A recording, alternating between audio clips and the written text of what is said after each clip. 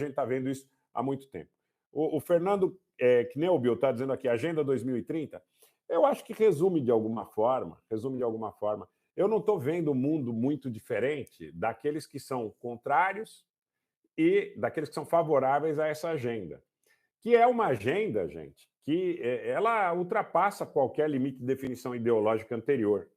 Tem muita gente que está tentando julgar que tipo de ideologia que nós professemos em relação ao grupo político que está mais próximo da nossa proposta, e eu tenho certeza que a ideologia que nós professamos é pelo exercício das soberanias nacionais, mas sem nenhum tipo de xenofobia, sem nenhum tipo de ódio em relação ao estrangeiro, sem nenhum tipo de restrição em relação a nenhum tipo de minoria.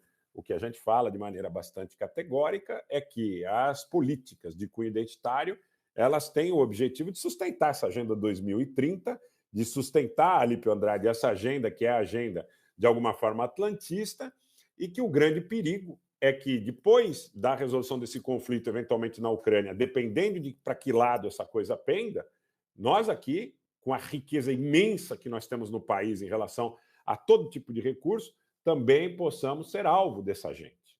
Então, é importante que nós coloquemos para vocês a realidade dos fatos como acontece.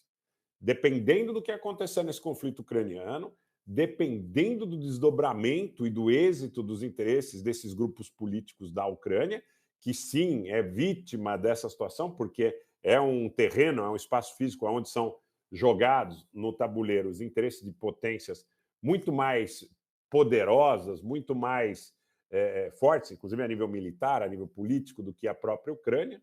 Esse é o grande ponto. Então, eu quero dizer para vocês uma coisa. Nós não podemos ignorar essa ameaça. Não podemos ignorar essa ameaça e também não podemos ignorar que, muitas vezes, aqueles que estão nos atacando podem estar fazendo o jogo deles. Porque os que estão nos atacando nos atacam com que tipo de argumentação? Que nós defendemos a soberania nacional? Que nós defendemos o direito das pessoas professarem sua fé? Que nós defendemos o direito das pessoas poderem gozar com tranquilidade de um modus vivendi em relação ao modelo de família, que é a estrutura basilar da sociedade.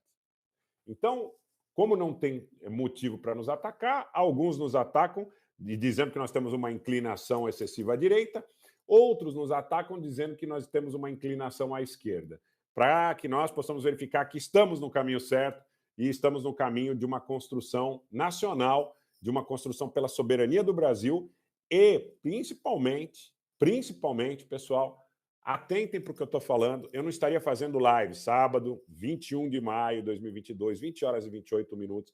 Eu não estaria fazendo live se eu não tivesse preocupado em atualizá-los dos fatos e dizer para vocês que muito do que a gente está vendo lá fora pode acontecer no Brasil. E não demora.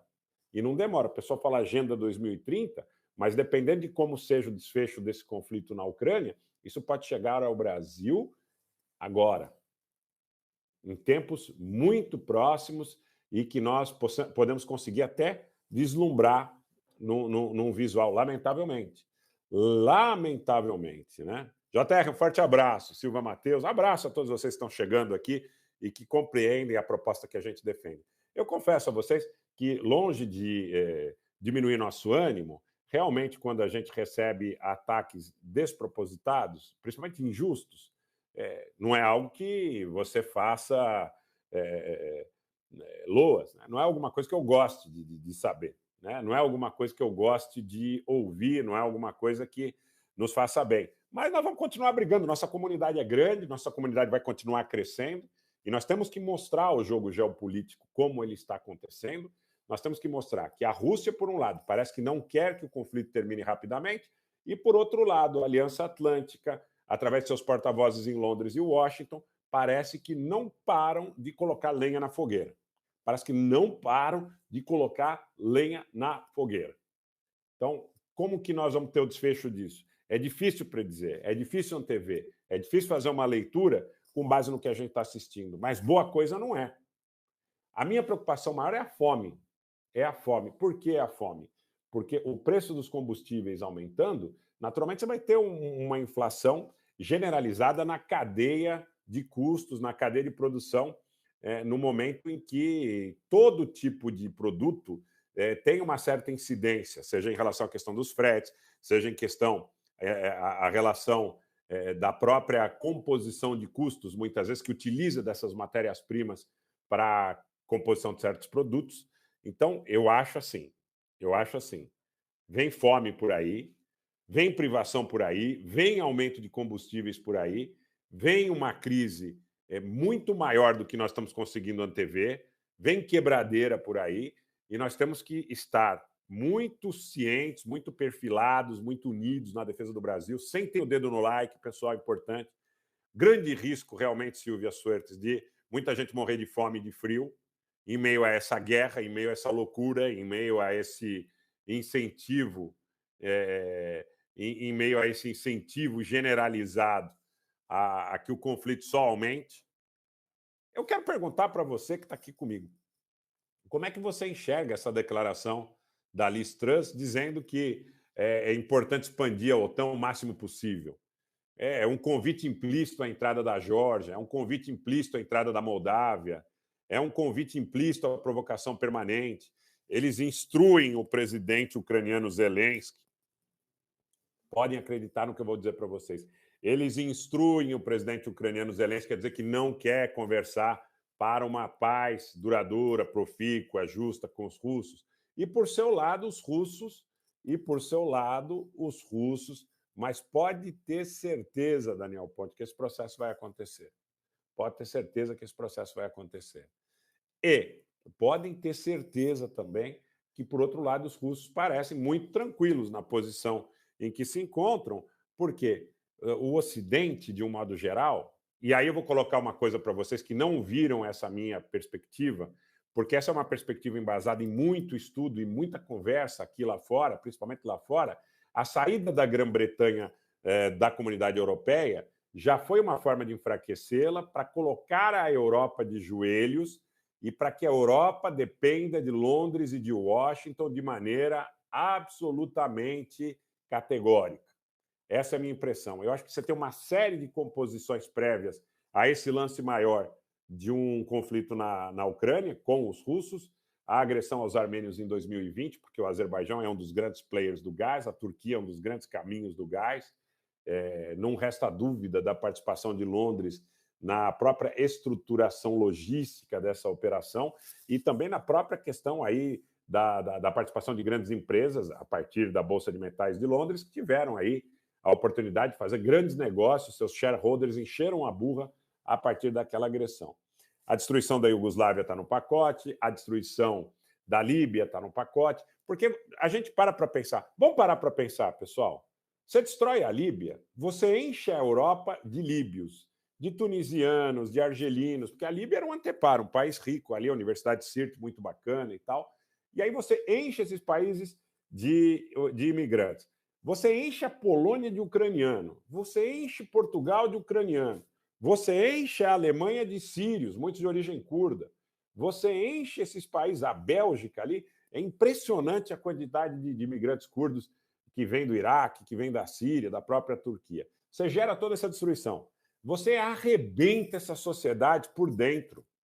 Eu quero saber de alguém aqui se não concorda com o fato de que se você tem uma oferta de trabalho, por exemplo, na Polônia, vamos pegar os ucranianos, exatamente, Dani Pintura em Tecido, boa noite, é exatamente isso, o salário baixa e você cria uma polarização fora do âmbito da macropolítica na sociedade, porque o polonês, ele pode, por mais solidário que ele seja ao ucraniano em relação a rivalidades históricas com a Rússia, ele vai dizer, pô, esse cara está vindo aqui, ele está tirando meu emprego.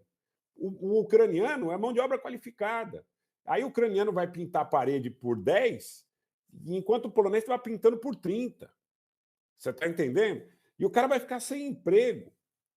Então você vai ter conflitos gigantescos, você tem problemas enormes. Eu falei numa live anterior, você tem banlieues, você tem periferias ali na margem das linhas do RR na França, do trem de superfície, que seria equivalente a CPTM ou Supervia aqui em São Paulo, Rio, respectivamente.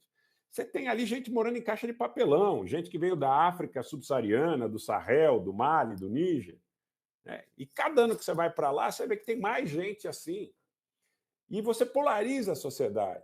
Vejam aqueles eventos na Champs-Élysées, por exemplo, que você tem de processos, de protestos, manifestações, muitas vezes, de argelinos, de tunisianos, de nigerianos, de líbios, de egípcios.